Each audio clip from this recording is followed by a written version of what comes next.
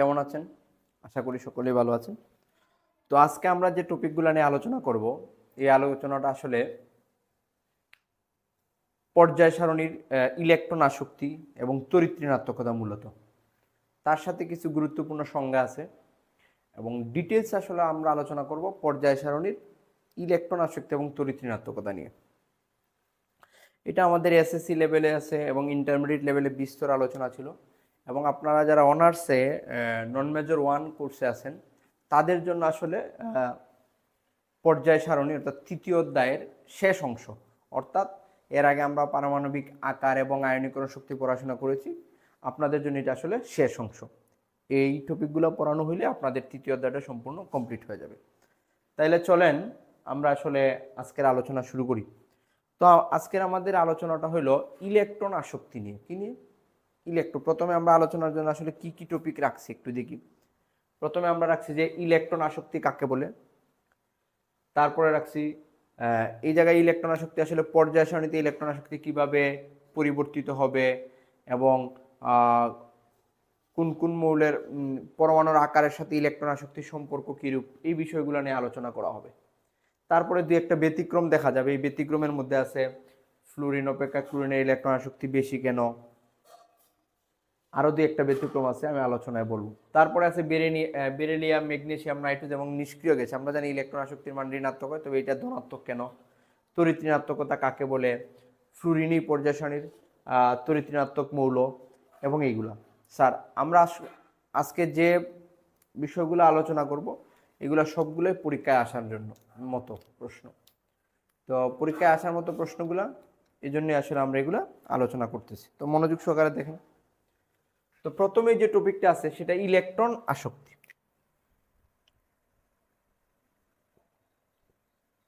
Electron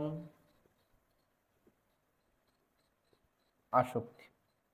এখন আমাদের প্রথম প্রশ্নটাই আসলে আমরা এই পর্যাবৃত্ত ধর্ম পড়তে গেলে আয়নীকরণ শক্তি, ইলেকট্রন আসক্তি, পরমাণুর আকার, দাতব ধর্ম, তারপরে অন্যান্য যে বিষয়গুলো আছে এগুলো যদি আপনি না বুঝে, বেসিকটা না বুঝে আপনি মুখস্থ করতে যান, তাইলে অনেকে আমরা কি করি, উপর থেকে নিচ দিয়ে গেলে বাড়ে, বাম দিক থেকে ডান দিকে গেলে কমে। মানে মূল বিষয়ে যদি আপনি না যান তাইলে আপনার কাছে সবগুলো নিয়ে একটা ঝামেলাপূর্ণ পরিবেশ তৈরি হবে।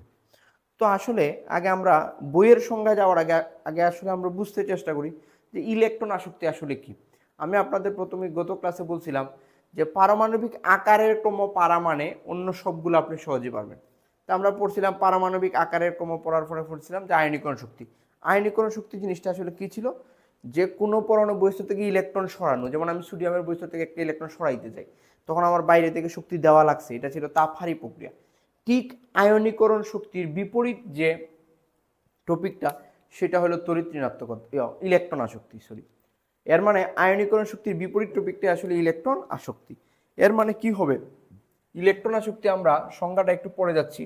আমি যদি এক্সাম্পলটা দিতে চাই যে ফ্লুরিন একটা ইলেকট্রন গ্রহণ কইরা F মাইনাস হইল, কি হইল, ফ্লুরিন একটা ইলেকট্রন গ্রহণ করে F মাইনাস হইল। আসলে এটা গ্যাসীয় অবস্থায় নিতে হবে, কারণ গ্যাসীয় অবস্থায় সে আসলে ইলেকট্রন গ্রহণ করে। এখন আমরা আয়নীকরণ শক্তি বলছিলাম যে কোনো পরমাণু বস্তু থেকে ইলেকট্রন সরাইতে আমার যে শক্তি লাগে, মানে বাইরে থেকে শক্তি দেওয়া লাগে। কিন্তু ইলেকট্রন আসক্তির ক্ষেত্রে কি হবে, মূলত এগুলো অধাতুর ক্ষেত্রেই প্রযোজ্য। অধাতু সময়ের বস্তুরা আমরা জানি 3-এর অধিক ইলেকট্রন থাকে। যদি আমরা হেলোজেনের কথা চিন্তা করি তাদের বস্তুরে 7টা ইলেকট্রন আছে। তো এই ফ্লুরিনের বস্তুরে 7টা ইলেকট্রন আছে, সে একটা ইলেকট্রন গ্রহণ করে অষ্টক বিন্যাস লাভ করে, তখন স্বতঃস্ফূর্তভাবে কিছু শক্তি কি হয়, নির্গত হয়। তাইলে ঘটনাটা আসলে কি, আয়নীকরণ শক্তি আমার বাইরে থেকে শক্তি দিয়া ইলেকট্রন সরানো লাগছিল তাপ দিয়া, কিন্তু ইলেকট্রন শক্তির ক্ষেত্রে পরমাণুটা যখন ইলেকট্রন গ্রহণ করে ঋণাত্মক আয়নে পরিণত হবে, অর্থাৎ স্থিতিশীল বিন্যাস লাভ করবে, তখন শক্তি স্বতঃস্ফূর্তভাবে নির্গত হবে, অর্থাৎ এটা একটা তাপ উৎপাদী প্রক্রিয়া। তাহলে আমাদের একটা প্রশ্নই আসে আসলে যে আমাদের এই মানগুলো অবশ্য লাগবে না, আমি এই মানটা দিয়ে দিচ্ছি। ডেল এইচ এর মান, যেহেতু এটা তাপ উৎপাদী প্রক্রিয়া, তখন ডেল এইচ এর মান ঋণাত্মক হয়। আমরা জানি তাপ উৎপাদী বিক্রিয়া, এই মানটা 333 কিলোজুল পার মোল। আমাদের পরীক্ষার ক্ষেত্রে এই মানগুলো এইভাবে মান দিয়ে আমরা বলা লাগবে না, আমরা তার আকারের বৈশিষ্ট্যের ভিত্তিতে বললেই হবে। এর মানে আসলে কি, যে ফ্লুরিন পরমাণু এটা 1 মোল, এটাও 1 মোল। আমরা যদি এটা একটু লিখতে চাই যে এটা 1 মোল, 1 মোল ফ্লুরিন পরমাণু 1 মোল ইলেকট্রন গ্রহণ করে 1 মোল আয়নে পরিণত হয়েছে। তাইলে আমরা আসলে সংজ্ঞা, হ্যাঁ এই যে ইলেকট্রন গ্রহণ করবে এটা অবশ্যই গ্যাসীয় অবস্থায় গিয়ে করবে। তাইলে আমরা সংজ্ঞাটা আসলে কি বলতে পারি, কোনো গ্যাসীয় বিচ্ছিন্ন পরমাণুর বহিঃস্তরে 1 মোল ইলেকট্রন সংযোজিত করে তাকে একক ঋণাত্মক আয়নে পরিণত করলে যে পরিমাণ শক্তি নির্গত হয় তাকে ইলেকট্রন আসক্তি বলে। সংজ্ঞাটা কি হবে, কোনো গ্যাসীয় বিচ্ছিন্ন পরমাণুর বহিঃস্তরে 1 মোল ইলেকট্রন সংযোজিত করে তাকে একক ঋণাত্মক আয়নে পরিণত করলে যে পরিমাণ শক্তি নির্গত হয় তাকে ইলেকট্রন আসক্তি বলে। আমার মনে হয় সংজ্ঞাটা আমি এই জায়গায় না লিখলেও আবার হচ্ছে, আমি নোটে আপনাদের তো নোট দিব, নোটেও লেখা থাকবে, অথবা আপনারা আমার কথা শুনেও লিখতে পারতেছেন। তাইলে আসলে ইলেকট্রন আসক্তি কি, কোনো গ্যাসীয় বিচ্ছিন্ন পরমাণু বহিঃস্তরে 1 মোল ইলেকট্রন সংযোজিত করে তাকে একক ঋণাত্মক আয়নে পরিণত করলে যে পরিমাণ শক্তি নির্গত হয় তাকে ইলেকট্রন আসক্তি। একক মানে একটা ইলেকট্রন গ্রহণ করলে যে পরিমাণ শক্তি নির্গত হয় সেটাকে আসলে বলা হয় প্রথম ইলেকট্রন আসক্তি। পরে 2টা ইলেকট্রন গ্রহণ করে এটাকে বলা হয় দ্বিতীয় ইলেকট্রন আসক্তি। তা আমাদের কোর্সে আসলে সাধারণত বোর্ড লেভেলে এই টপিকগুলো নিয়ে আলোচনা হয় না। আমরা প্রথম ইলেকট্রন আসক্তি বা প্রথম ইলেকট্রন আসক্তিকে আমরা ইলেকট্রন আসক্তি হিসেবেই আখ্যায়িত করব। তাহলে কোনো গ্যাসীয় বিচ্ছিন্ন পরমাণু বহিঃস্তরে 1 মোল ইলেকট্রন সংযোজিত করে তাকে একক ঋণাত্মক আয়নে পরিণত করলে যে পরিমাণ শক্তি নির্গত হয় তাকে ইলেকট্রন আসক্তি বলে। এখন এই ইলেকট্রন আসক্তির ক্ষেত্রে আমাদের কি কি জানা লাগবে তার সংজ্ঞাটা আমি আর নাই লিখলাম। এখন আসেন এই ইলেকট্রন আসক্তির ক্ষেত্রে যে আমরা বলতে পারি ইলেকট্রন আসক্তি একটি তাপ উৎপাদী প্রক্রিয়া। ইলেকট্রন আসক্তি একটি তাপ উৎপাদী প্রক্রিয়া। ইলেকট্রন আসক্তি একটি তাপ উৎপাদী প্রক্রিয়া, কারণ সেই ইলেকট্রন গ্রহণ করলে শক্তি নির্গত হয়। এখন এটার ব্যতিক্রমতাও আছে, যে আমি দ্বিতীয় ইলেকট্রন আসক্তি বা তৃতীয় ইলেকট্রন আসক্তির ক্ষেত্রে ওইদিকে আমরা যাচ্ছি না। সাধারণভাবে ইলেকট্রন আসক্তি একটা তাপ উৎপাদী প্রক্রিয়া, আয়নীকরণ শক্তি একটি তাপহারী প্রক্রিয়া। ব্যতিক্রমগুলো তো আমরা ব্যতিক্রম হিসেবে বলবোই। পরে আরেকটা কথা আমরা বলতে পারি ওই যে আয়নীকরণ শক্তির মতো। এখন আসেন যে 2টা পরমাণু, মনে হন ফ্লুরিন এবং আমি ধরলাম ব্রুমিন, ফ্লুরিন এবং ব্রুমিন। আমি এখন ক্লোরিন ধরতেছি না, কারণ ক্লোরিনের একটা ব্যতিক্রম ব্যাপার আছে। আমরা যদি একটু বলি যে ফ্লুরিন 2,7 মনে করে নিই, আচ্ছা, আর আমি তার সাথে ধরে নিলাম ফ্লুরিন আছে, ফ্লুরিনের দিকে এইদিকে আরেকটা ধরে নিই ফ্লুরিন 7, আমি অক্সিজেনের কথাটা ধরে নিলাম, অক্সিজেন 2,6 আমরা জানি। আচ্ছা স্যার, এখন আমি আপনাকে যদি বলি যে এটা হলো অক্সিজেন পরমাণু, এটা ফ্লুরিন পরমাণু, অক্সিজেন পরমাণু এবং ফ্লুরিন পরমাণুর মধ্যে কোনটির ইলেকট্রন আসক্তি আসলে বেশি হবে? ইলেকট্রন আসক্তি মিনস কি, আমি এইদিকে ইলেকট্রনটা খালি রাখি, তার 7টা এইদিকে দিলাম, যে তার অষ্টকইতে 1টা লাগে, ওর অষ্টকইতে 2টা লাগে। এখন আসেন আমার এই জায়গায় মনে করেন একটা ইলেকট্রন আছে। এখন আমাদের ইলেকট্রন আসক্তিটা হলো যে আগে ইলেকট্রন গ্রহণ করতে পারবে তার ইলেকট্রন আসক্তি আসলে বেশি, মানে যার ইলেকট্রন গ্রহণের প্রবণতাটা কি থাকবে, বেশি থাকবে। এখন এই প্রবণতাটা নির্ভর করে কি সাধারণত আকারের উপর, যার আকার, আমি কিন্তু সাধারণত বলছি, 2-একটা ক্ষেত্রে ব্যতিক্রম আছে, এটা আমরা ব্যতিক্রম হিসাবেই পড়বো। সাধারণত যার আকার ছোট হয় তার আয়নীকরণ শক্তি, ইলেকট্রন আসক্তি কি হয়, বেশি হয়, আয়নীকরণ শক্তিও বেশি হয়, আমরা আয়নীকরণ শক্তির মধ্যে পড়ছিলাম। এখন আসেন স্যার, আমি যদি আপনাকে বলি ফ্লুরিন এবং অক্সিজেনের মধ্যে আকার কার বড়, আমরা বলছিলাম যেটা দ্বিতীয়, উভয়ই দ্বিতীয় পর্যায়ের মূল, আকারের ক্রম 2,6, এটাও কি 2,7, অর্থাৎ এটা ফ্লুরিন। এখন বলেন তো উভয়ই দ্বিতীয় পর্যায়ের মূল, একই পর্যায়ের মূল হইলে যার বহিঃস্তরে ইলেকট্রনের সংখ্যা বেশি তার আকার হয় ছোট, সেটা আমরা আকারের ক্রমে ডিটেলস পড়ছি। তাইলে আমি বলতে পারি আকারের ক্রম, বলেন তো এই জায়গায় আকারের ক্রম, আকার কার বড় হবে? আকার বড় হবে অক্সিজেন গ্রেটার দেন ফ্লুরিন, নিশ্চয়ই আমরা একই মত, কারণ একই পর্যায়ের মৌলসমূহের ক্ষেত্রে বহিঃস্তরে ইলেকট্রনের সংখ্যা বেশি থাকলে নিউক্লিয়াসের সাথে আকর্ষণ বল প্রবলতা এদিকে 7 দিকে আকর্ষণ করতেছে, এদিকে 6 দিকে আকর্ষণ করতেছে, ফলে তার আকারটা ছোট হয়, তার আকার বড় হয়। তাহলে আকারের ক্রম অক্সিজেন গ্রেটার দেন ফ্লুরিন। এখন এই যে আকারের ক্রম, অর্থাৎ আমি বলতে পারি যে এই নিউক্লিয়াস থেকে বহিঃস্তরের যে দূরত্ব, এই নিউক্লিয়াস থেকে বহিঃস্তরের দূরত্ব একটু বেশি, অর্থাৎ তার আকারটা বড়, তার আকারটা কি তার আকারটা ছোট। ছোট হওয়ার কারণে এই ইলেকট্রনটা নিউক্লিয়াসের তুলনামূলক কাছাকাছি, এটা একটু দূরে হবে। এখন এই ইলেকট্রনটা গ্রহণ কে করতে পারবে? যে কাছাকাছি সে এই প্লাসটাই তাকে আকর্ষণ করতে পারবে। অর্থাৎ যার আকার ছোট সে তার নিউক্লিয়াসের আকর্ষণ বলটা কি হবে? প্রবল হবে। অর্থাৎ অক্সিজেন এবং ফ্লুরিনের মধ্যে ফ্লুরিনের তড়িৎ-ঋণাত্মকতার মানটা কি হবে? বেশি হবে।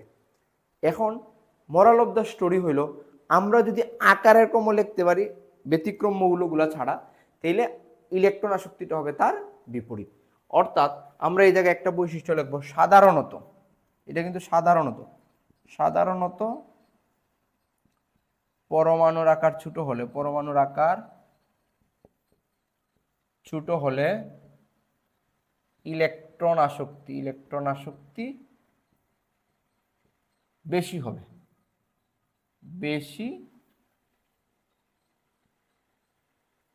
হবে, মানে ইলেকট্রন আসক্তির মানটা কি হবে? বেশি হবে। তাইলে আমরা আকারের ক্রম পারা মানেই আসলে আমরা ইলেকট্রন আসক্তির ক্রম পারবো। তবে এই জায়গায় ব্যতিক্রম আছে। এখন আমি যদি পর্যায় সারণী সবচেয়ে ইলেকট্রন আসক্তি হাইড্রোজেনের বেশি, আসলে ইলেকট্রন আসক্তিগুলো অধাতুর ক্ষেত্রেই প্রযোজ্য। তবে হাইড্রোজেনের একমাত্র কক্ষপথে তো একটিতে, এই জায়গায় কিন্তু হাইড্রোজেন ছাড়া আমি এইটা হাইড্রোজেন ব্যতীত, এইচ ব্যতীত, কারণ হাইড্রোজেনের ইলেকট্রন শক্তি এত বেশি না, সে দাতব ধর্মের মতো আচরণ করে কোনো কোনো ক্ষেত্রে। এখন আসেন হাইড্রোজেন ব্যতীত, এছাড়াও ব্যতিক্রম আছে। আচ্ছা, আমরা আসলে এখন কি বললাম? যা আমরা ইলেকট্রন আসক্তি, আমাকে যদি 2টা বা 3টা মৌল বলা হয়, তাহলে আমি আগে প্রথমে আকারের ক্রমটা লিখবো। তাইলে যেমন অক্সিজেন এবং ফ্লুরিনের মধ্যে কোনটার ইলেকট্রন আসক্তি বেশি, তাইলে আমি আগে দেখবো এই 2টা মৌলের মধ্যে বা 3টা মৌলের মধ্যে কোনটার আকারের বড়, কোনটার আকার ছোট। আকারের ক্রম লিখে স্বাভাবিকভাবে বলবো যে ইলেকট্রন আসক্তিটা তাদের বিপরীত। তবে আমাদের খুব সতর্কতার সাথে খেয়াল রাখতে হবে যে ব্যতিক্রম মৌলগুলো আসলে কি। যে আকারের ক্রম তো বলছি, ব্যতিক্রম মৌলগুলো আসলে কি। তাহলে স্বাভাবিক অবস্থায় আমরা একাধিক মৌলের ইলেকট্রন আসক্তির ক্রম লিখলে আমরা বলতে পারবো। তো সাধারণত পরমাণুর আকার ছোট হলে ইলেকট্রন আসক্তি বেশি হয়। এই জায়গায় ব্যতিক্রম যেগুলো আমাদের পরীক্ষায় আসে, আমি ব্যতিক্রমগুলো এই জায়গায় একটু লিখি। আমার এই জায়গায় ক্লোরিন আছে, তারপরে ক্লোরিন আছে, বোরন অ্যালুমিনিয়াম আছে, তারপরে অক্সিজেন সালফার আছে। Chlorine, boron aluminium, oxygen sulphur, যেগুলো আমাদের সিলেবাস অনুযায়ী পরীক্ষায় আসে, আমি আসলে সেইগুলোই বললাম। এর মানে এদের ক্ষেত্রে ব্যতিক্রম, এর মানে কথার অর্থ কি?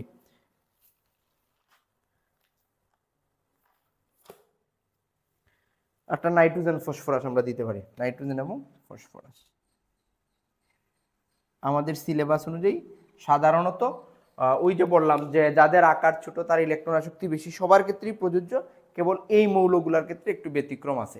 এই মৌলগুলা যখন এই জোড়া থাকবে, যেমন ফ্লুরিন এবং ক্লোরিনের মধ্যে তুলনা করতে বলবে, বোরন এবং অ্যালুমিনিয়ামের মধ্যে তুলনা করতে, এই ব্যতিক্রম কিভাবে হয় সেটা আমি আপনাকে দেখাচ্ছি।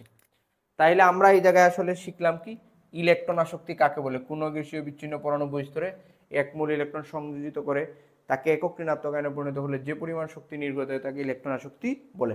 ইলেকট্রন আসক্তি একটি তাপ উৎপাদী প্রক্রিয়া। সাধারণত পরমাণুর আকার যত ছোট হয় ইলেকট্রন আসক্তি তত বেশি হয়। তবে এটা আমরা হাইড্রোজেন এই এর মধ্যে পড়বে না। যদি আমি আকারের ক্রমে চিন্তা করতে যাই, তাহলে হাইড্রোজেনের আকার ছোট হয়, তার ইলেকট্রন আসক্তি বেশি। অর্থাৎ আমরা ইলেকট্রন আসক্তির বৈশিষ্ট্যটা সাধারণত অধাতু সমূহের ক্ষেত্রে প্রযোজ্য। হ্যাঁ, এনার একটা প্রশ্ন এই জায়গায়, যে পর্যায় সারণীতে ইলেকট্রন আসক্তি সবচেয়ে বেশি আসলে কাদের হবে? পর্যায় সারণীর সবচেয়ে বেশি ইলেকট্রন আসক্তি হলো হ্যালোজেন সমূহের, এই বৈশিষ্ট্যটা। অর্থাৎ পর্যায় সারণীতে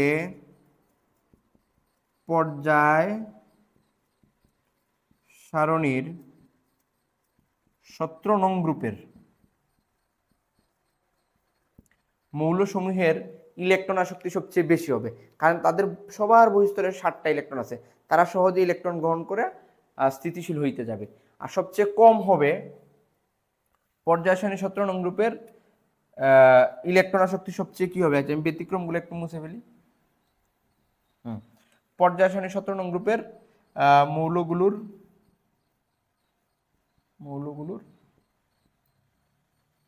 ইলেকট্রন আসক্তি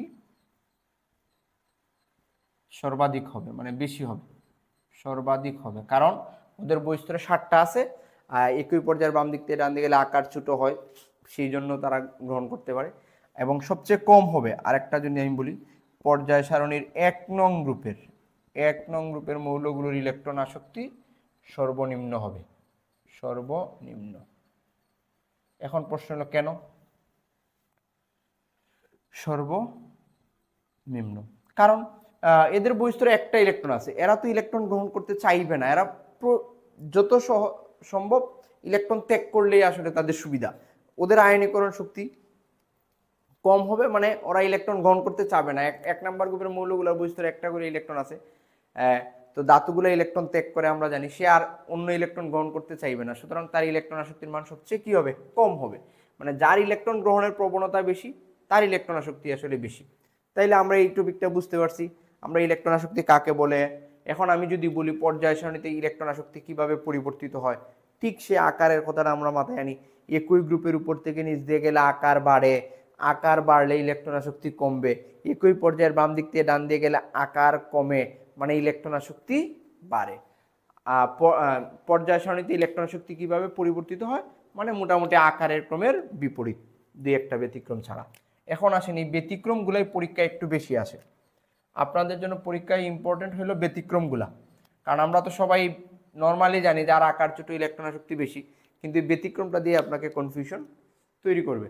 তো দেখেন ফ্লুরিন অপেক্ষা ক্লোরিনের ইলেকট্রন আসক্তি বেশি কেন? তো এই ফ্লুরিন অপেক্ষা ক্লোরিন, এটা ব্যতিক্রম। আমরা জানি ফ্লুরিনের আকার ছোট, ক্লোরিনের আকার বড়, তো নিয়মে ফ্লুরিনের ইলেকট্রন আসক্তি কি হওয়ার কথা ছিল, বেশি হওয়ার কথা ছিল, কিন্তু না, এই জায়গায় ক্লোরিনের ইলেকট্রন আসক্তি বেশি হবে। তাইলে এই ব্যতিক্রমের মধ্যে কি কি পড়ে আসলে? ফ্লুরিন ক্লোরিন পড়বে, তারপরে আছে এগুলো জুড়ায় জুড়ায় আমরা আসলে বিবেচনা করব। অক্সিজেন সালফার আছে, তারপরে বুরন অ্যালুমিনিয়াম আছে, তারপরে নাইট্রোজেন ফসফরাস আছে, নাইট্রোজেন ফসফরাস। অর্থাৎ এটা দ্বিতীয় পর্যায়ে, এটা তৃতীয় পর্যায়ে। দ্বিতীয় পর্যায়ে একই গ্রুপের, এটা এখন 17 নম্বর গ্রুপ, এটা 16 নম্বর গ্রুপ, এটা 13 নম্বর গ্রুপ, এটা 15 নম্বর গ্রুপ। অর্থাৎ এই গ্রুপগুলোর ক্ষেত্রে দ্বিতীয় এবং তৃতীয় পর্যায়ের মৌলের ক্ষেত্রে এই ব্যতিক্রমটা দেখা যায়। তবে আপনাদের পরীক্ষায় বেশিরভাগই আসে ফ্লুরিন এবং ক্লোরিন নিয়ে, এগুলো আমাদের কাছে ব্যতিক্রম। চলেন আসলে এই ব্যতিক্রম কেন বা কিভাবে সেটা আমরা আসলে একটু দেখি।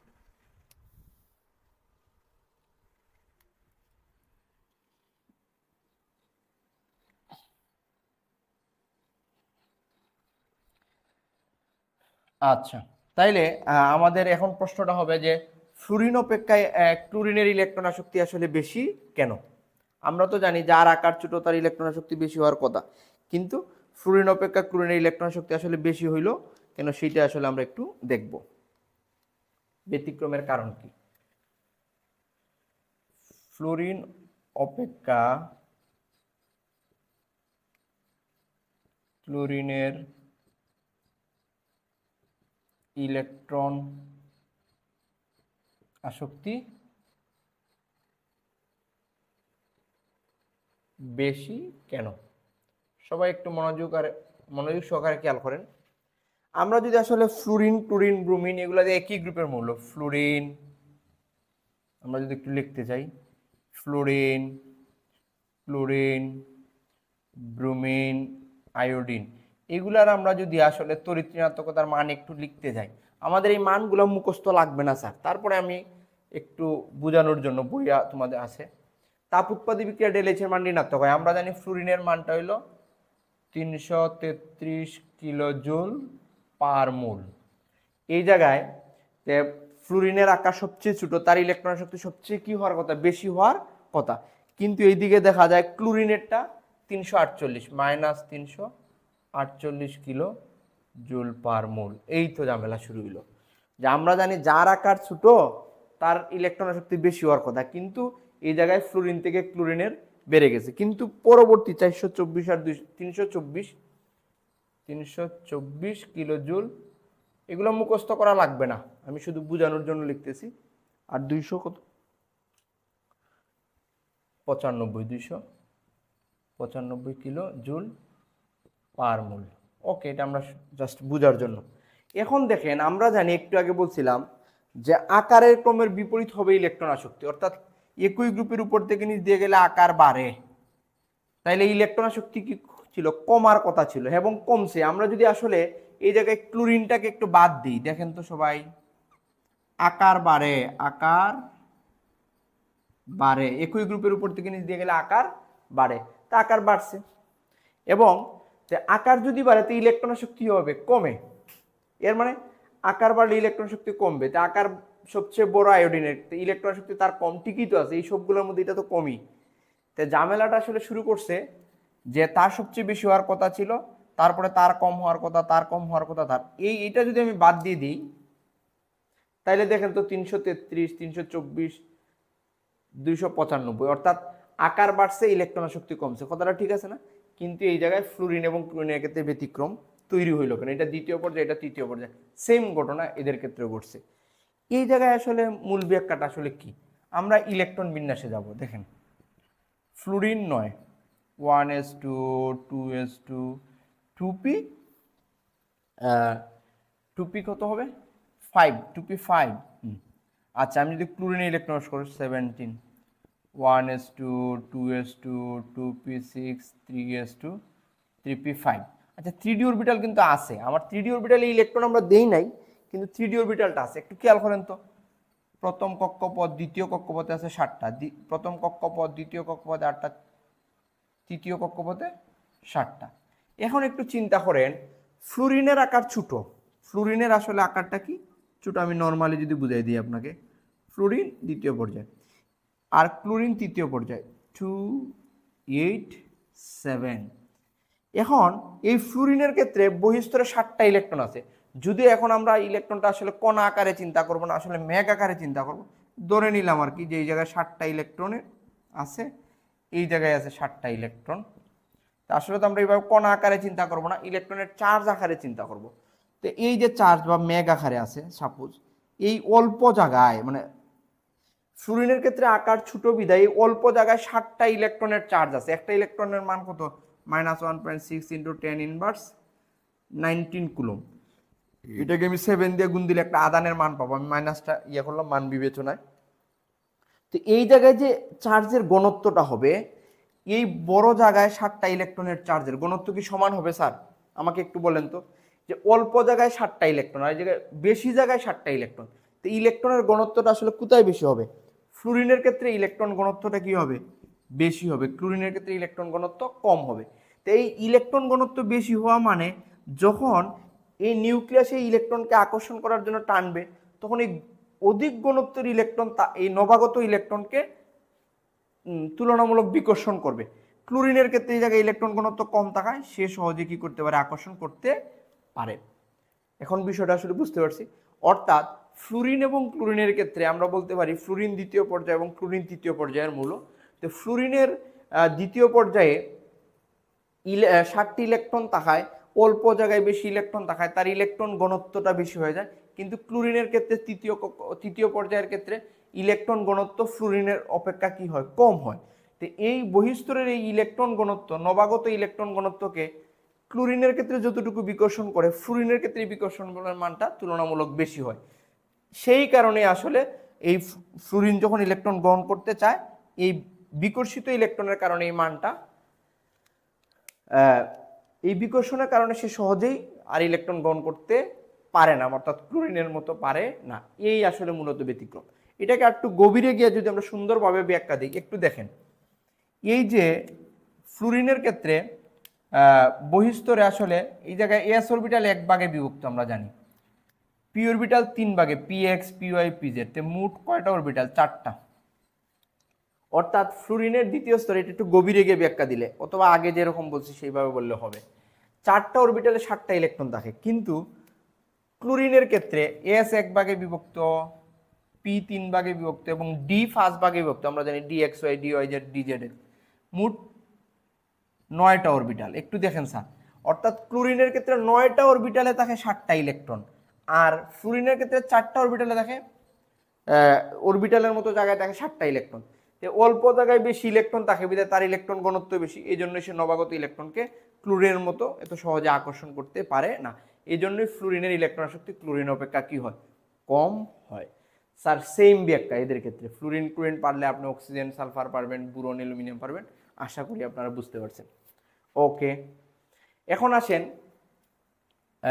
বেরিলিয়াম, ম্যাগনেসিয়াম, নাইট্রোজেন এবং নিষ্ক্রিয় গ্যাসের ইলেকট্রন আসক্তির মান ধনাত্মক কেন? এতক্ষণ আমরা পড়লাম যে আসলে ইলেকট্রন আসক্তির মান হবে ঋণাত্মক, তাহলে এদের আবার ধনাত্মক কেন? ধনাত্মক তো হয় কি আয়নীকরণ শক্তি, ইলেকট্রন সরাইতে আমার যে শক্তি লাগে। স্যার এই ধনাত্মক এবং ঋণাত্মক বিষয়টা আসলে আমি শক্তির উপর অর্থাৎ প্রক্রিয়ার উপর, এটা তাপ উৎপাদী প্রক্রিয়া না তাপহারী প্রক্রিয়া। এই যে অধাতুগুলো আছে ফ্লুরিনগুলো তার নিজস্ব প্রয়োজনেই, তার সারটা আছে, সে একটা ইলেকট্রন গ্রহণ করে স্বতঃস্ফূর্তভাবে বেশি স্থিতিশীল হইতে যায়, তখন শক্তি অটোমেটিক কি হয়, নির্গত হয়। কিন্তু কেউ যদি স্থিতিশীল থাকে, সে কি আর চাইবে অন্য একটা ইলেকট্রন গ্রহণ করতে? তখন সে আর অন্য ইলেকট্রন গ্রহণ করতে চাইবে না। এখন আপনি যদি তাকে ইলেকট্রন গ্রহণ করাইতে চান, তো বাইরে থেকে শক্তি দেওয়া লাগবে।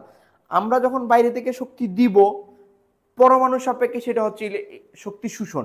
তো পরমাণু যে শক্তি শোষণ করে আমরা জানি সেটা তাপহারী প্রক্রিয়া, তাপহারী প্রক্রিয়া ডেলেজ কি হবে, ধনাত্মক হবে। এখন আমরা পরীক্ষায় আসলে এই উত্তরটা আমরা কিভাবে লিখব, যে বেরিলিয়াম, ম্যাগনেসিয়াম, নাইট্রোজেন, কি কি বলেন তো, বেরিলিয়াম, ম্যাগনেসিয়াম এবং নাইট্রোজেন এবং নিষ্ক্রিয় গ্যাস। আচ্ছা আমরা যদি মনে করেন বেরিলিয়ামের কথা বলি, বেরিলিয়াম 4 1s2 2s2, তো এই যে বেরিলিয়ামের 2 অরবিটাল বা s অরবিটালটা পূর্ণ আছে অর্থাৎ স্থিতিশীল অবস্থায় আছে। আমি এইভাবে ম্যাগনেসিয়াম বলতে পারি, অথবা নিয়ন, যে কোনো একটা নিষ্ক্রিয় গ্যাসের কথা বলি, নিয়ন 10 1s2 2s2 2p6 2 এবং 8, ওরা স্থিতিশীল অবস্থায় আছে। যেহেতু এরা স্থিতিশীল অবস্থায় আছে মানে 2s2 মানে স্থিতিশীল কাঠামো। এখন আপনি যদি তাকে জোর করে ইলেকট্রন গ্রহণ করাইতে যান, সে এমনি এমনি ইলেকট্রন গ্রহণ করবে না। এখন আপনি যদি জোর করে তাকে ইলেকট্রন গ্রহণ করাইতে চান, এই ইলেকট্রনটা তাকে গ্রহণ করাইতে চান, অর্থাৎ ইলেকট্রন গ্রহণ করাই মানে বেরিলিয়াম আছে নিরপেক্ষ, তাকে ইলেকট্রন গ্রহণ করাইয়া বেরিলিয়াম মাইনাস করতে যান, আসলে তো এরকম হয় না। যেমন নাইট্রোজেন, যে ম্যাগনেসিয়াম -1 করাইতে চাই, তখন আসলে এমনি এমনি সে ইলেকট্রন গ্রহণ করতে চাইবে না, তখন আমাকে বাইরে থেকে ফোর্স দিয়ে তাকে তারা বরং আরো স্থিতিশীলতা নষ্ট হবে। এই যে 2s2 আছে অথবা 2p6 আছে, তখন তার স্থিতিশীলতা নষ্ট হবে, সে স্বতঃস্ফূর্তভাবে ইলেকট্রন গ্রহণ করতে চাইবে না। অর্থাৎ বেরিলিয়াম, ম্যাগনেসিয়াম, নাইট্রোজেনের 2p3 এটাও অর্ধপূর্ণ এবং স্থিতিশীলতা, এবং নিষ্ক্রিয় গ্যাসের ক্ষেত্রে বহিঃস্তরের ইলেকট্রন তুলনামূলক স্থিতিশীল থাকে, আর এই স্থিতিশীল কাঠামোর জন্য সে স্বতঃস্ফূর্তভাবে ইলেকট্রন গ্রহণ করতে চায় না। তাই তাকে ইলেকট্রন গ্রহণ করাইতে হলে বাইরে থেকে শক্তি প্রয়োগ করা লাগে, অর্থাৎ আমাকে বাইরে থেকে শক্তি দিতে হবে। আমি বাইরে থেকে শক্তি দেওয়া মানে পরমাণু সাপেক্ষে সে শক্তি শোষণ করলো, আর এই শক্তি শোষণ যদি সে করে, তখন তার জন্য এটা কি তাপহারী প্রক্রিয়া, তাপহারী প্রক্রিয়া ডেলিজ ধনাত্মক হয়, অর্থাৎ তখন তার ডেলিচের মান ধনাত্মক হবে। আশা করি আপনারা বুঝতে পারছেন যে ইলেকট্রন আসক্তির মান ধনাত্মক কেন। অর্থাৎ সে নিজে ইলেকট্রন গ্রহণ করার তার কোনো দরকার নাই, সে স্থিতিশীল আছে, কিন্তু আমরা চাচ্ছি তাকে জোর কইরা ইলেকট্রন গ্রহণ করতে। আমাকে জোর করে ইলেকট্রন গ্রহণ করে দিলে বাইরে থেকে আমাকে ইলেকট্রনটা প্রবেশ করাইতে হবে, ফোর্স দেওয়া লাগবে। আমি ফোর্স দেওয়া মানে পরমাণুটা ফোর্স গ্রহণ করা, ফোর্স গ্রহণ করা মানে তাপহারী প্রক্রিয়া, সে শক্তি শোষণ করতেছে, তখন ডেলেজ কি হবে, ধনাত্মক হবে। আশা করি বুঝতে পারছেন। অর্থাৎ তাদের স্থিতিশীল কাঠামোর জন্য সে স্বতঃস্ফূর্তভাবে ইলেকট্রন গ্রহণ করতে চাইবে না, আমরা বাইরে থেকে শক্তি দিলে তার স্থিতিশীলতা নষ্ট হয়, এবং বাইরে থেকে শক্তি দিতে গেলে আমাকে বাইরে থেকে শক্তি দিতে গেলে তার স্থিতিশীলতা নষ্ট হয়। এই জন্যই আসলে ইলেকট্রন আসক্তির মানটা কি হবে, ধনাত্মক হবে। আমরা বাইরে থেকে শক্তি দেওয়া মানেই তাপহারী প্রক্রিয়া, পরমাণুর জন্য এটা তাপহারী প্রক্রিয়া হয়ে যায়। আশা করি আমরা আসলে ইলেকট্রন আসক্তির আলোচনাটা এই জায়গায় বুঝতে পারছি। আমি একটু মুছে বলি, ইলেকট্রন আসক্তি কাকে বলে বুঝতে পারছি, পর্যায় সারণীতে ইলেকট্রন আসক্তি কীভাবে পরিবর্তিত হয় সেটা বুঝতে পারছি। ব্যতিক্রমের প্রশ্নটা অবশ্যই পারবো, এটাই পরীক্ষায় বেশি আসে। বেরিলিয়াম, ম্যাগনেসিয়ামের ইলেকট্রন আসক্তির মান ধনাত্মক কেন, আশা করি এটা বুঝতে পারছি। এটা আমি এক্সাম্পল হিসাবে দিছিলাম যে আসলে আকার উপর থেকে নিচ দিয়ে গেলে আকার বাড়ে, তখন ইলেকট্রন আসক্তি কমার কথা, কিন্তু ফ্লুরিন এবং ক্লোরিনের ক্ষেত্রে ব্যতিক্রম কেন হলো। এখন চলে আসেন স্যার তড়িৎ ঋণাত্মকতা এবং তড়িৎ ঋণাত্মক পর্যায় সারণীর সবচেয়ে তড়িৎ ঋণাত্মক মৌলকে, এবং এটা পর্যায় সারণীতে কীভাবে পরিবর্তিত হয়, আর কিছু সংজ্ঞা আছে। তাইলে আসলে আমাদের এই টপিকটা আজকের ক্লাসটা শেষ হবে।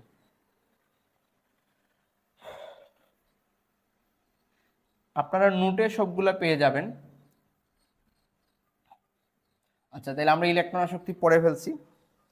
আমি সংজ্ঞাটা লিখি নাই, আপনারা আমার কথা শুনেও লিখতে পারবেন।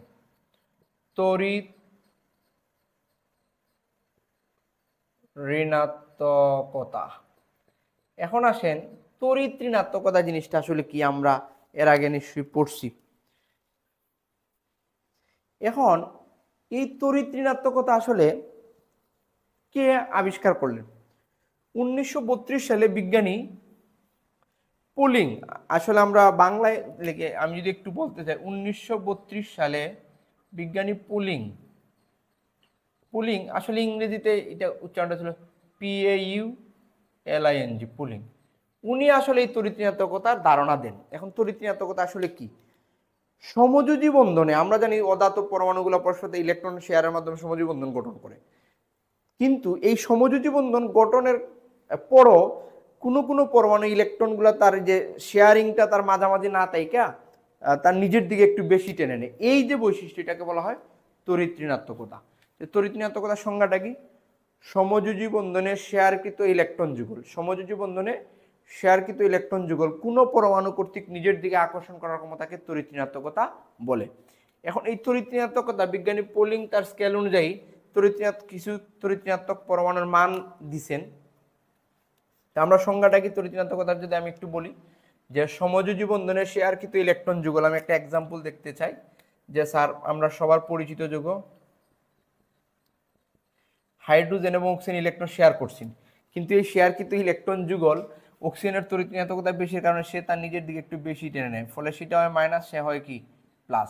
অর্থাৎ পানি পুলার যৌগ, সেটা আমরা আগে থেকে জানি এবং নবম দশম শ্রেণী পড়ে আসছি। তো এই জায়গায় সেম ঘটনাটা ঘটতেছে, অর্থাৎ সে হবে প্লাস আর সে হবে কি মাইনাস। অক্সিজেনের চার্জের মানে আমরা 2 ডেল দিতে পারি, বা ডেল্টা দিয়ে আসলে চার্জ ঘনত্ব বুঝাই। সেম মনে করেন HF এর ঘটনা যদি আমরা বলি, বা HCl এর ঘটনা বলতে পারি, হাইড্রোজেন ক্লোরাইড, এই জায়গায় এটা হয় মাইনাস, সেটা হয় প্লাস। এখন প্রশ্ন হলো কেন হয় এগুলো হয় তড়িৎ ঋণাত্মকতার মানের পার্থক্যের কারণে। এখন তড়িৎ ঋণাত্মকতা কাকে বলে? সমযোজী বন্ধনের শেয়ারকৃত ইলেকট্রন যুগল কোনো পরমাণু কর্তৃক নিজের দিকে আকর্ষণ করার ক্ষমতাকে তড়িৎ ঋণাত্মকতা বলে। এখন এই যে অক্সিজেন এবং হাইড্রোজেন, তারা এখন এই তড়িৎ ঋণাত্মকতার কিছু মৌলের আমাদের মান মুখস্থ করা লাগবে। অক্সিজেনের মান 3.5, হাইড্রোজেনের মান 2.1, কার্বনের 2.5, তারপরে এটাকে ক্লোরিনের মান 3. সবচেয়ে পর্যায়ক্রমে সবচেয়ে তড়িৎ ঋণাত্মক মৌল হলো ফ্লুরিনের মান হলো 4.004। এই যে স্যার এই তড়িৎ ঋণাত্মকতার মানগুলো আমাদের একটু মুখস্থ রাখা দরকার, তাইলে আসলে আমরা বুঝতে পারবো যে কোনগুলোর মধ্যে পোলারিটি সৃষ্টি হয়, কোনগুলোর মধ্যে পোলারিটি সৃষ্টি হয় না। এখন আসলে আমি গভীর আলোচনা যাচ্ছি না, আমাদের পরীক্ষায় যা আসে, তড়িৎ ঋণাত্মকতা কাকে বলে? সমযোজী বন্ধনের শেয়ারকৃত ইলেকট্রন যুগল কোনো পরমাণু কর্তৃক নিজের দিকে আকর্ষণ করার ক্ষমতাকে তড়িৎ ঋণাত্মকতা বলে। একটা গুরুত্বপূর্ণ কথা না বললেই নয়। আচ্ছা হ্যাঁ, এই তড়িৎ ঋণাত্মকতার সংজ্ঞার পরে সেম আগের মতোই, যে সাধারণত পরমাণুর আকার যত ছোট হবে, সাধারণত পরমাণুর আকার যত ছোট হবে তড়িৎ ঋণাত্মকতা তত বেশি হবে। ব্র্যাকেট হবে হাইড্রোজেন ব্যতীত আর কি। সাধারণত পরমাণুর আকার যত ছোট হবে তড়িৎ ঋণাত্মকতা তত বেশি হবে, ঋণাত্মকতা তত বেশি হবে। এই জায়গায় আমরা হাইড্রোজেনটাকে একটু আলাদা রাখতে চাই, হাইড্রোজেন ব্যতীত। আচ্ছা, পর্যায় সারণীর সবচেয়ে তড়িৎ ঋণাত্মক মৌল হলো ফ্লুরিন। এখন এই তড়িৎ ঋণাত্মকতার পার্থক্যের ভিত্তিতে আসলে এই যে সমযোজী যৌগ 3 ধরনের হয়। বিশুদ্ধ সমযোজী, আমি একটু দ্রুত বলে ফেলি যদি এই জায়গার আলোচনার টপিক না। মনে করেন এই তড়িৎ ঋণাত্মকতার পার্থক্যের কারণেই 3 ধরনের সমযোজী বন্ধনের 3 ধরনের হয়: বিশুদ্ধ সমযোজী, অপুলার সমযোজী এবং পুলার সমযোজী। একটু দ্রুত বলে ফেলি। মনে করেন H2 অণুর গঠন আমি যদি একটু বলি। আচ্ছা, এই জায়গায় লিখি, মনে করেন হাইড্রোজেন H2 অণু, কিটা H2 অণু, এটা বিশুদ্ধ সমযোজী অণু। কেন স্যার? এর তড়িৎ ঋণাত্মকতা মান 2.1, এর তড়িৎ ঋণাত্মকতা 2.1। আমি যদি এটা বিয়োগ করি তো এই মানটা হচ্ছে 0। তো তে একই ধরনের দুইটা পরমাণু এই যে শেয়ারকৃত ইলেকট্রন যুগল তারা কি কেউ টানাটানি করবে, দুইজনের তড়িৎ ঋণাত্মকতার মান সমান, সুতরাং এটা বিশুদ্ধ সমযোজী, এর প্লাস মাইনাস সৃষ্টি হওয়ার প্রবণতা নাই। এই যে আয়নিক যৌগের প্লাস মাইনাস সৃষ্টি হওয়ার প্রবণতার নাম আসলে পোলারিটি, অর্থাৎ সমযোজী যৌগের প্লাস মাইনাস সৃষ্টি হওয়ার প্রবণতার এই নামটাকে বলা হয় পোলারিটি।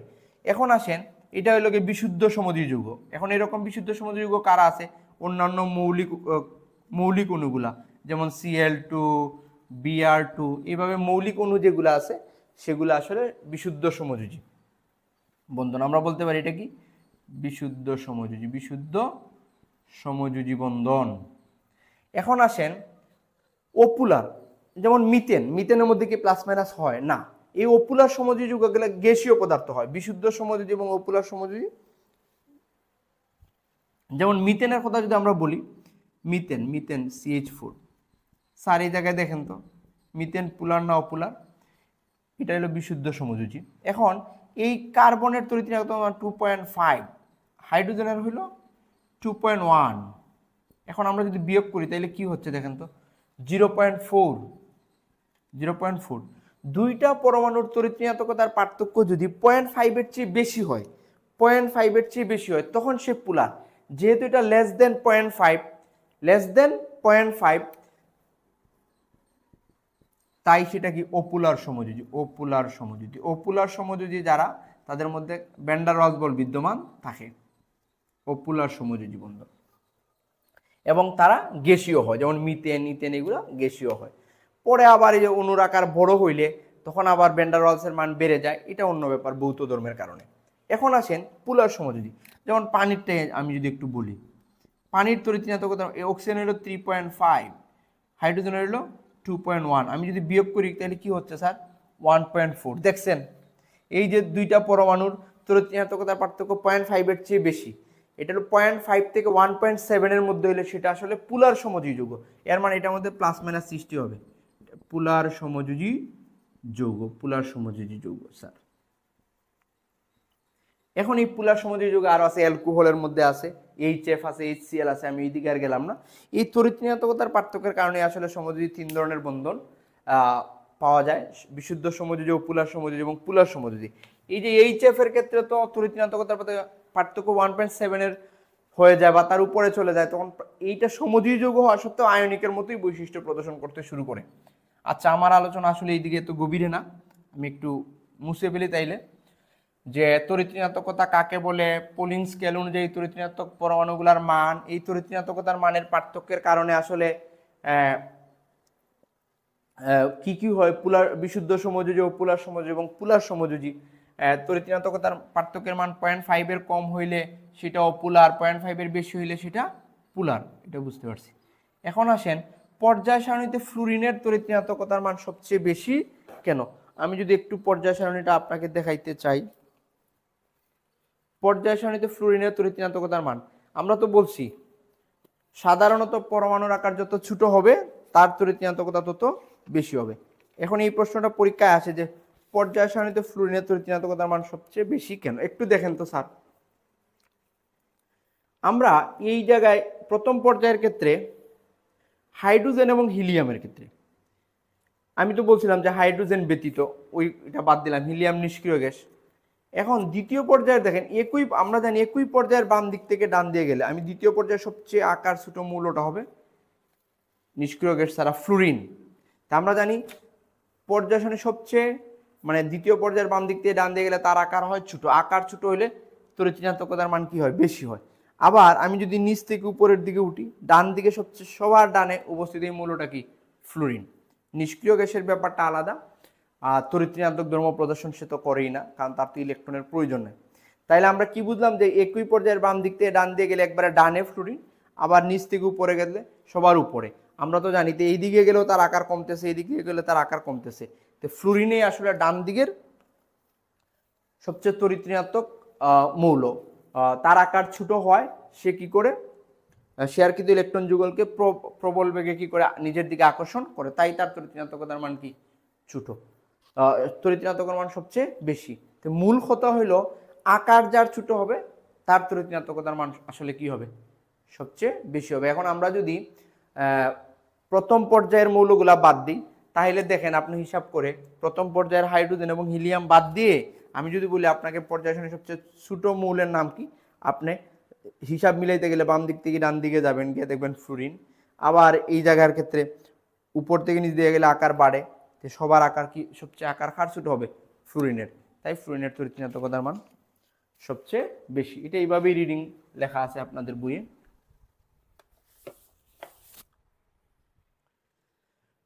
আচ্ছা, তাহলে তড়িৎ ঋণাত্মকতা এবং ফ্লুরিন সর্বাপেক্ষা তড়িৎ ঋণাত্মক মৌল কেন? এখন একাধিক পরমাণু দিয়ে যদি বলে যে তড়িৎ ঋণাত্মকতার ক্রম, আপনি আগে আয়নীকরণ শক্তির ক্রম দিবেন, আকারের ক্রম দিবেন, তারপরে আকারের ক্রমের বিপরীত হবে তড়িৎ ঋণাত্মকতার ক্রম। এখন চলেন, এই যে কয়েকটা সংজ্ঞা আছে, তাইলে আমাদের আসলে এই পর্যায় সারণী আপনার নন মেজর রসায়ন 2 এর পর্যায় সারণী টপিকটা শেষ হয়ে যাবে। পারমাণবিক ব্যাসার্ধ, এগুলো আমি নোটের মধ্যে আপনাদের সংজ্ঞাগুলো দিয়ে দিব।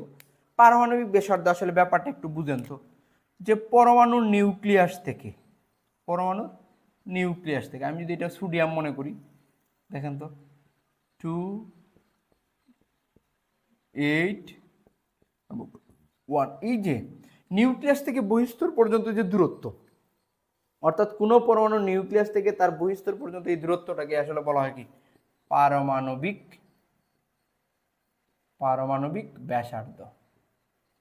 এই তো কোনো পরমাণু নিউক্লিয়াস হতে তার বহিঃস্তর বা বহিঃস্থকুলক পর্যন্ত দূরত্বকে কি বলা হয়?